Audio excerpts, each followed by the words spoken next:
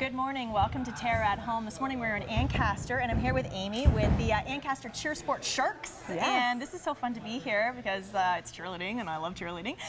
So, Amy, this is a fun place to be for kids, and you can start as young as 3. 3, and Yes. I love that. And what's so great about this is the athleticism behind it, because it is a sport. It absolutely Right. is. So tell me a little bit about somebody who wants to register their child here and how they benefit. Well, cheerleading has grown immensely in the last 10 years, and we are so proud to be a part of that. And when athletes join our program, they are really joining a family. We are a really close-knit group. As you know, they can start as young as 3, right up to the age of, we have a parents team that trains. So from 3 really? to 63, we That's absolutely so do. And really, we have a team for anyone. And that's what we find is so great about our sport, is that kids can really find an area that they can excel in and enjoy, and they all thrive in different areas, and it's an amazing team sport that creates that unity and bond. And that's what I love. I love, as you say, that cheerleading has evolved to the point now that kids can get involved. I mean, when power cheerleading really kind of cracked in sort of, I guess, more in Canada in the 90s, and when, you know, we were really trying to, really only exposing in high school. That was kind of our first exposure to it, and so it's kind of nice now to have access to it as a child in a separate group. You don't have to be in school to be a cheerleader. Exactly, right? And this really brings kids of all different backgrounds and from all different areas. We have kids that are here not just from the Ancaster area, but from all surrounding areas in our locations, and you know, they create those other groups of friends, just like other, you know, rep sports and things like that.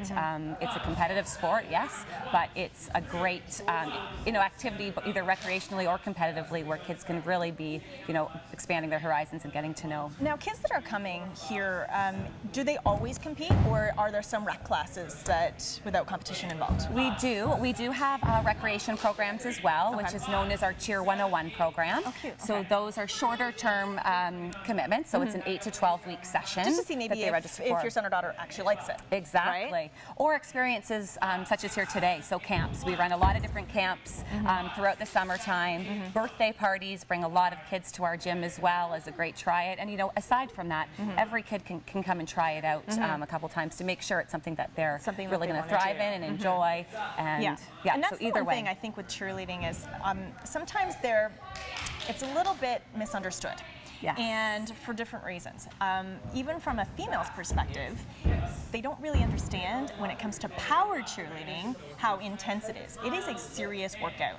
It is. You are strengthening your body to basically be an athlete, a gymnast, and it's not just standing there shaking your pom-poms. No. That's the big thing with cheerleading. I think people misunderstand. Yes, and that is something we see every day with with new families trying to kind of battle that stigma. And we stand by our sport, that it is 100% our sport. A sport. Our kids work their butts off. They work so hard. Coaches and kids alike. They're in the gym. We have kids in the gym up to 4 and 5 days a week. So outside of their regular practices, they're in tumbling classes, conditioning classes, and skill clinics, things of that nature to to constantly improve and develop their bodies and conditioning and overall strength, and because it is 100% a sport. Absolutely. Yes. And I remember fighting that when I was in high school in cheerleading. We were always like fighting, this is a sport, and it really is. And you can see the bodies on some of these young children. They are fit, they are strong, and a lot of kids who are in cheerleading are also taking separate gymnastics classes as well, right? Because the two of them work so nicely together. Absolutely, yeah. We have kids from all different sport backgrounds, so dance, gymnastics, skating, soccer, hockey, you name it. And it all works together nicely, doesn't it? It all drives. And like I said, there's something in our sport which we find is so great and unique, in that there's an area of our sport that anyone can really relate to from any type of athletic background. And that's what I love about it too, because there is, it again is a really tight team unit, and I find specifically with power cheerleading is that you need everybody there. Absolutely. And it really teaches a young child responsibility. You miss a class, you miss a competition, you miss something, you're looking at serious complications. Yeah, absolutely. I mean, not only with deductions being judged, but that type of thing, but I mean, you're going to let your whole team down. Yes. So it teaches you to be responsible and get to class and be there. Yes, and it teaches a lot of like time management and commitment, and especially for those kids, when we get them at a younger age, which is so great, and we can help foster that in our gym and in their upbringing as well. So no, it's something we find ourselves, we're teaching teachers as well. So Sure. you know, we find that our sport teaches yes, a lot you of are. life lessons, Yes. and a lot of our philosophies that really tie into that. So, and I think that's why, you know, when kids join our sport, a lot of them seem to, there's no retirement at the age of 13 or 14. I love They that. are long-term, you know, like us, we all started in our high school days, Yes. and you know, we're now in our you know, early to mid 30s and still enjoying it. So. I know, and that's a great thing. So let's talk about, say there's a mom at home right now that wants to bring her daughter in. What can they expect as they make their way through their first few weeks? So absolutely, our sport is geared to catering to the new athlete. So you know, athletes of little or no experience. So when they first come into the gym, they're going to have a try-it practice.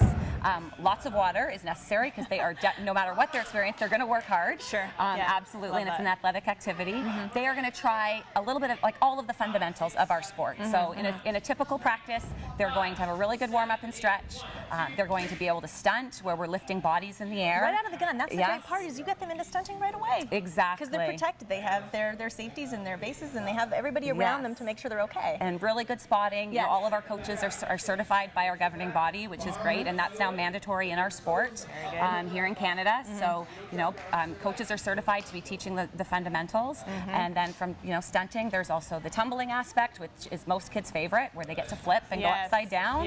And then there's the artistic component, which is, you know, dance and motions and jumps, and, you know, it all gets put together into a routine that they get to unveil. And eventually, as they develop and they fall more in love with the sport, you become part of the competitive team, and you guys travel all over the place. We do. We get to travel to some really fun places. So, you know, kids even as young as 6, 7, and 8 now are getting to travel to the U.S. at least once a year.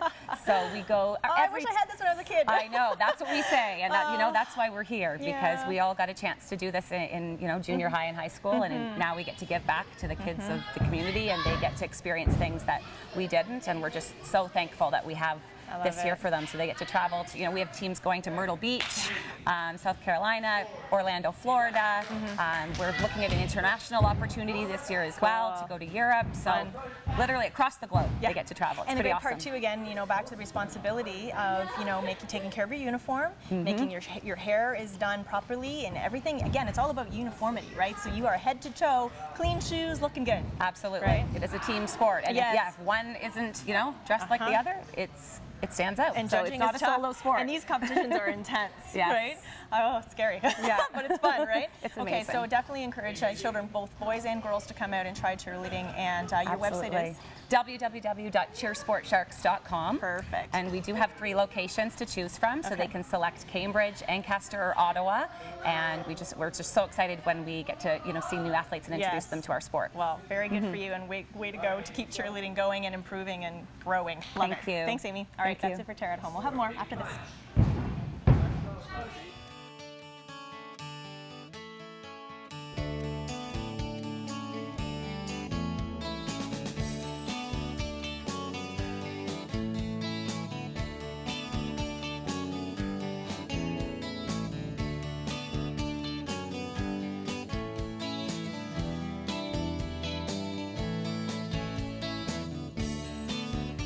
TERRA, where color lives.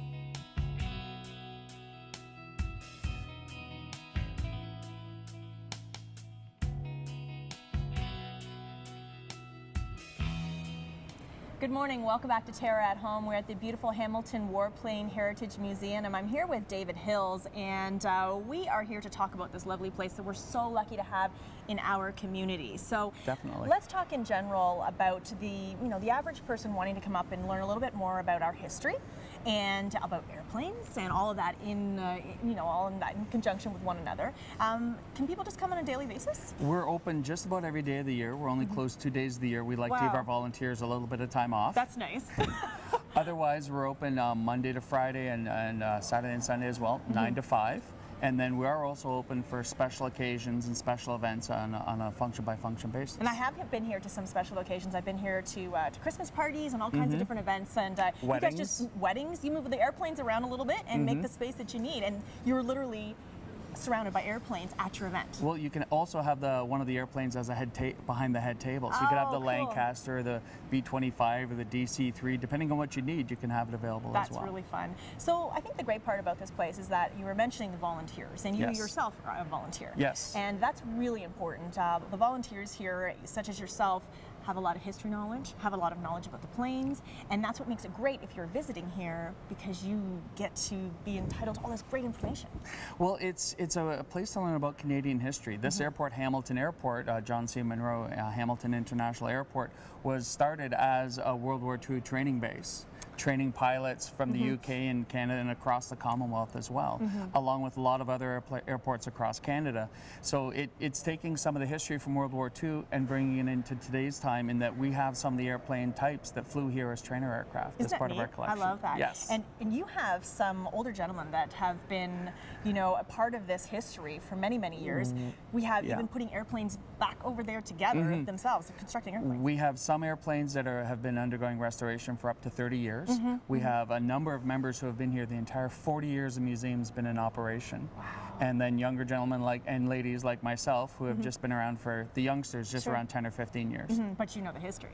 The history is amazing. The history and the Canadian history is amazing. You know, the capabilities of the Canadian military over the generations has been far out of proportion to our population. And you know, we've supported everything from World War II and World War I, Boer War, into the peacekeeping, and of course we all know the recent history with over in the Middle East, and the peacekeeping as well. Now I noticed if you look around, even here this morning, there's a lot of people, you know, dads with their daughters and sons, and bringing them in to kind of educate them a little bit about what they love as well. And it's cute, even the tiniest little ones, they already start them coming. Oh, for sure. Well, we do have exhibits available for the smaller children as well. There are a number of cockpits that children can get into without a problem. That's fun. Even the adults and the dads like getting in, although they may be a little shyer at first. But who doesn't want to be a fighter pilot for a few minutes? I know. I mean, it's not something you get to do every day, right? Especially when you get into warplanes. This is not something that we're that privy to. So. Well, it's a lot of museums. The aircraft are artifacts. Here, they're airplanes. Right. And not to take away from any other facility, but here we try and keep the airplanes flying as they were. That's our mandate, to preserve and maintain. Now, here we are at the end of October, but we want to obviously take note that Remembrance Day is just around the corner. And with that, of course, you guys have a series of events, including an amazing swing dance. Yes. So we have to talk about that, because apparently that sounds like a lot of fun. It's not just a dance. We also do have a dinner as well. So you can do just the dance or a dinner and dance. It's called the Swing Out to Victory Dance. And the Toronto All-Star Big Band. So there's live music and live vocalists that have harmonies just like you would have heard back in World War II. Oh, that's so fun. So it's going to be an amazing evening. It is November 9th. Starts, I believe, around 6 o'clock, but all the information is also available on our website, warplane.com. Great. Great. Now, something about this dance and the dinner and dance combination is that you can dress up if you like, and you can just like totally fully engage in the night. Yeah, my wife and I, the last swing dance, my wife ended up winning a costume contest. Isn't that cool though? Yes. I love that, because I think it actually just helps with the overall feel. You're already in this amazing environment, so it's going to take you back to those times. And then if everyone's in period costume, it just makes it that much more fun. You end up, you know, everybody gets out their smartphones and starts taking pictures. And then it's like of their costumes, and then you have to do a grayscale though to make it look good. Right. I've already done that this morning. I took a picture, and then you just kind of just to kind of make it fun. So it's all about the dinner and the dance, and people just coming and having a good time and appreciating again the history. For sure. And we are integrated into the provincial curriculum as well. So a number of different age groups can come in, and teachers can do a little bit of watching instead of instructing for part of the day. I love that, and that's always fun, isn't it? Yes. All right. Okay. So from there, you have Remembrance Day ceremony as well, and this is one of the biggest ones in the country. Yes, this is the second largest Remembrance Day commemoration in Canada. Our service, we had about 4,000 last year. You had 4,000 people in this building? 4,000 people in here. The whole area was filled with seats. There were thousands of seats. We do recommend, if you are going to come, you come a little early. The service starts around 10:30, goes till noon. It is a commemoration though, so it's you know, it's not, there won't be as much room to run around with with the ceremony going on. Right. What we do have though, and the pilots are very good at doing this, they fly over right at 11 o'clock.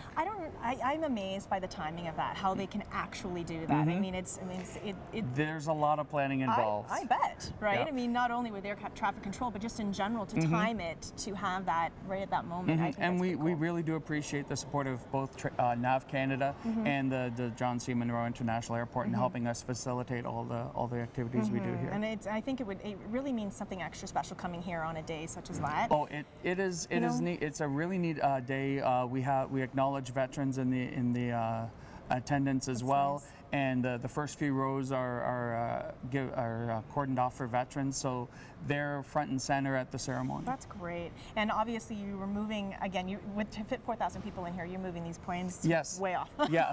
Well, we also have done dinners up to 1,000 plated dinners. So yes, we're used to moving airplanes around all the time, and engines and tables and chairs. Oh, that's just awesome. Okay, so someone coming in just on any given day, really, it's open to you to walk around, right? Yeah, it's an accessible facility. We have accessible washrooms as well. The main floor area is completely accessible, wheelchair accessible. If there are some persons with disabilities may need some assistance to get around some of the airplanes because the wings are at awkward heights for walking. Well, that's the thing. We're looking at a variety of different planes, right? Different sizes, shapes, and again, some of them, yes, are definitely lower to the ground. So. Everything from the small World War II Tiger Moth biplane all the way up to the Lancaster. No airplane is quite alike. Right. And we are trying to be more accessible to persons with disabilities as well. Right. Is it the Bolingbroke? Is that what it is? Bolingbroke. Bolingbroke. Yeah, Yes. I remember those guys. Are they still building that over there? They're still working on it. They're estimated to have that completed in 2015. Cool. Yes. I love talking to those guys, and that's one thing that you can do if you come here. You can go and talk to those guys, and they're literally let you show. They'll show you all what they've been doing, what they've accomplished. I remember the one time I was here, they were so excited because somewhere some farmer found a tire or something in their field, or some landing gear or something, whatever it was. And that's the cool part about this. It's a forever going project. And every Saturday throughout the flying season, there are actually people going up for rides. You can get rides in a number of the aircraft here as well. Everything from the DC-3 or the Beech 18, the smaller transports, all the way through some of the fighter airplanes like the Fairey Firefly, all the way up to the Lancaster bomber. So coming up here on a Saturday morning means you're getting a mini air show. Very good. Well, thank you so much for all the information this morning, Dave. This really good stuff. So again, Thanks for here at the stopping by. Warplane Heritage Museum in Hamilton. That's it for now.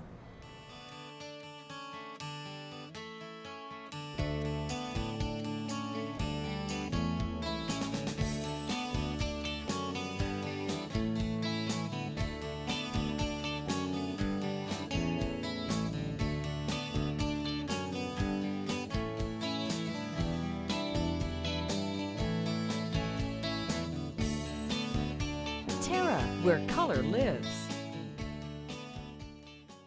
You've sat under them and built forts in them. You've swung from them and fell out of them.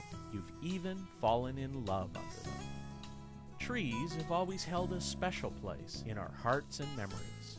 A natural beauty, trees will grow with you and your family and bring color and nature into your world. For your assurance of quality, look for trees and shrubs with the Medallion plant tag. Medallion plants, locally grown, the pride of Niagara.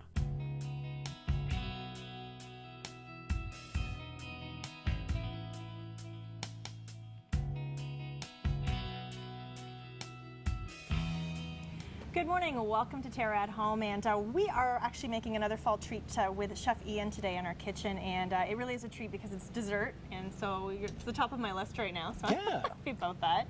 Great. And it involves vanilla ice cream, so we're all really happy about that. It's always a plus. All right. Something very simple. You've got 10-15 minutes. You haven't got a dessert yet ready for family. They're due to come to the door. It's really quite simple to put together. We can dive right in. Okay. It involves pears and cranberries. That's part of our filling. If you want to add that to the bowl, that would be great. All right, I can do that. It's 4 firm Bosque pears, and you're looking at 1.5 cups of frozen cranberries. Okay. And to which we're going to add 1/3 cup of sugar. Great. And a little squeeze of lemon, and that's going to prevent your pears from browning a little bit. And I also like to add in a little bit of lemon zest. Really complements the cranberries, really gives a nice little zing.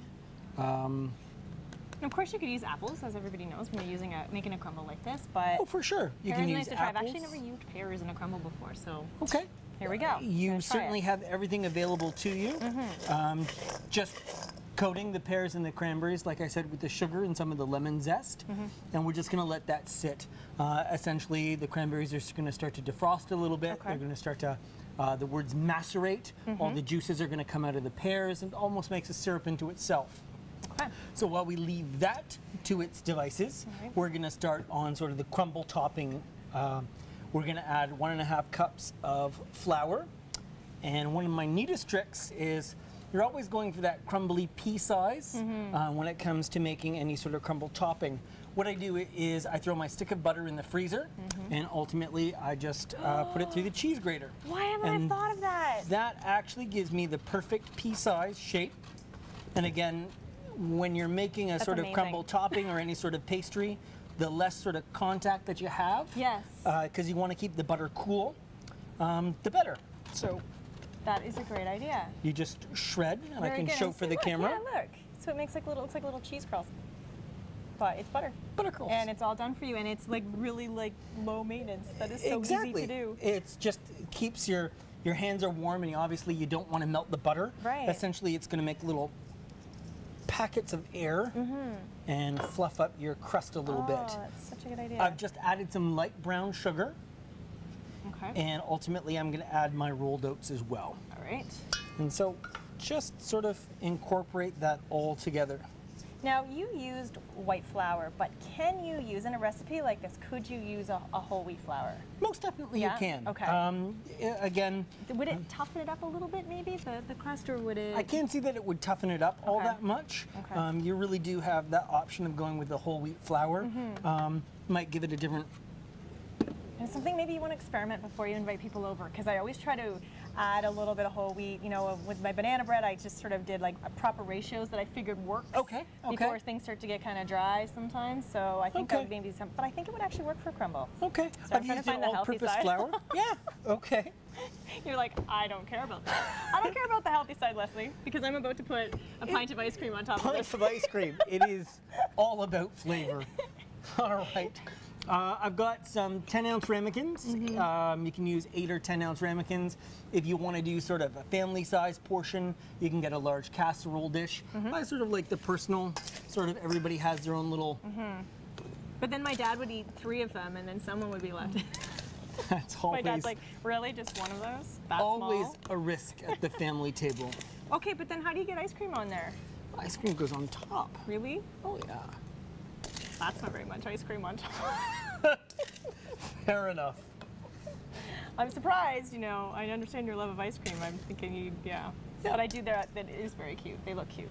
Yeah. They do It, look it looks very nice, and the presentation is fabulous when it comes to the table. Right. You're making fun of me. Oh. A little sprinkle on top of each one. There we go. You're right, though. I mean, these are really straightforward and easy to make. And I think what's good about this is that generally, you know, this time of year, we'll have pears or apples in our kitchen. Yeah. And if you can keep a bag of frozen cranberries in your freezer, then generally, again, this is all just flour and oats and all the things that we would have in our pantry. What you can find in your This is pantry. actually a really good one of those, hey, yes, you're right, I have to make a dessert. And you're so right. It depends on the season. I mean, in the height of summer, you've got your raspberries and your blueberries and things like that. Peaches. Peaches, well said. For sure. So your That's actually a really good options are quite limitless when it comes to just a simple crumble. So you don't have to push that down, you just sprinkle it on top. Just sprinkle it on top. Okay. You're going to let the butter melt and then form a crust. It goes into the oven for about 10-12 minutes. Okay. And again, you allow all the cranberries and the pears to sort of meld kind and of let the bubble up juices and- flow and bubble up. Yum, Absolutely. that's great. So probably, I guess probably best to be putting these on a baking sheet. We'll put them and- on a baking sheet Okay. just so we can handle it a little easier into the oven. And like I said, 10 to 12 minutes. Okay. And we're out of the oven. Now, with something like this, at what stage, could you make any of this in advance? Oh, most certainly you can. That's a great point.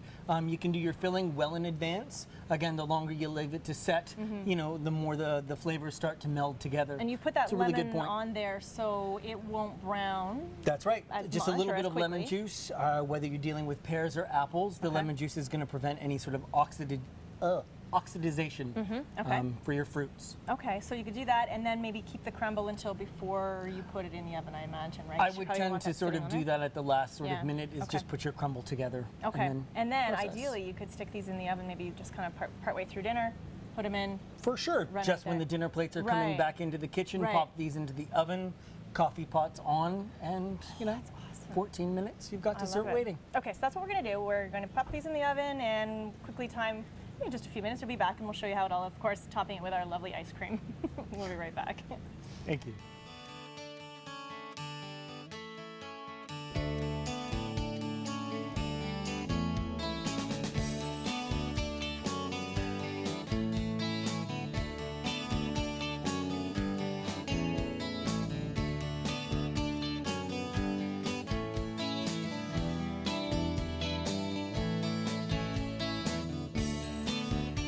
Terra, where color lives.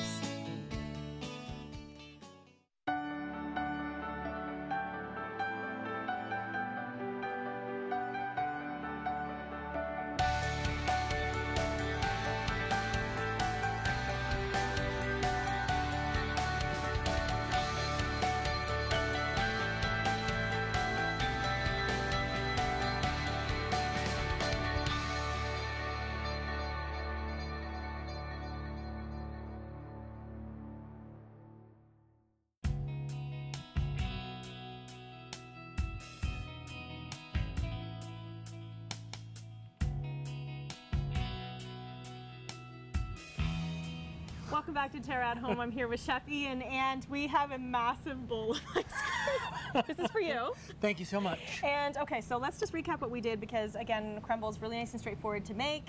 This time we used pear and cranberry. Pear and cranberries, a little bit of lemon juice. I add a little bit of lemon zest just to pick up some of the flavors of the cranberries. A third of a cup of sugar is pretty much the mix. With the crumble, parts flour, rolled oats, butter, a little pinch of salt and cinnamon. Ultimately, So straightforward and easy though, Yep. right? I mean, that's the great part about it. It's actually really easy to do. So it was in the oven for how long? it was in the oven for 12 to 14 minutes. Okay, so again, and just get the top nice and brown, everything's bubbling underneath, and That's you're right. good to go. We're good to go. Okay, so you actually were telling me you worked at a cranberry farm years ago. When I was a much younger man, I worked in Ballamaskoka, the Yes. cranberry capital of Ontario. Yes. Some of the most wonderful memories working in the cranberry marsh with the nuclear explosions of autumn Muskoka and the sunshine. So gorgeous. It's great. Cranberries always sort of trigger those memories with me, and that's why it's one of my favorite little desserts. To It's kind one of, the yeah. keep in your back pocket. And like I Exactly. said, when family is about to come over and you're sort of scrambling for a last minute sort of dish. We also talked about it really depends on the time of season as well, right? Right. Whether it's raspberries, blueberries, you brought up peaches, that's a great idea. What we have at the time. And of course, everything tastes better with vanilla bean ice cream. Yeah, so I would think Yes. when it comes down to ice cream, obviously, for some reason, I just can't eat crumble without ice cream. It's true. I don't know It is a why. marriage. It kind of has to go together because you're getting this little crust and the nice oats and all of that and all the warmth that comes with that. And You then get the you top sweet, it with the tart, and then you have just more cold sweet. and- And that is like the proper portion size for perhaps one crumble, maybe two. Okay, well, we're going to challenge you right now. Challenge me right now, You're that's going right. to put some of this ice cream on top of your crumble. Fantastic. I love this. Actually, you know what? Because it did sink down, because of course the pears have softened, the cranberries have softened, it sunk down a little bit, so it gives you a little room to put Well in. said. You questioned me earlier. I did yes, question you. That's right. Like I said, very simple, very classic, elegant to come to the table. Not a lot of fuss. No. No. And of course, you can find this recipe on our website, terragreenhouses.com. And again, something great to just add. I love that you've been creating all these wonderful fall desserts and meals for us because this is what it's all about this time of year. Yeah, it's my favorite time of year. Good stuff. I'll just take this one. Thanks, Chef I'll Iain. take this Ooh, it's one. hot. Yes. Have a good It weekend. is hot. Bye.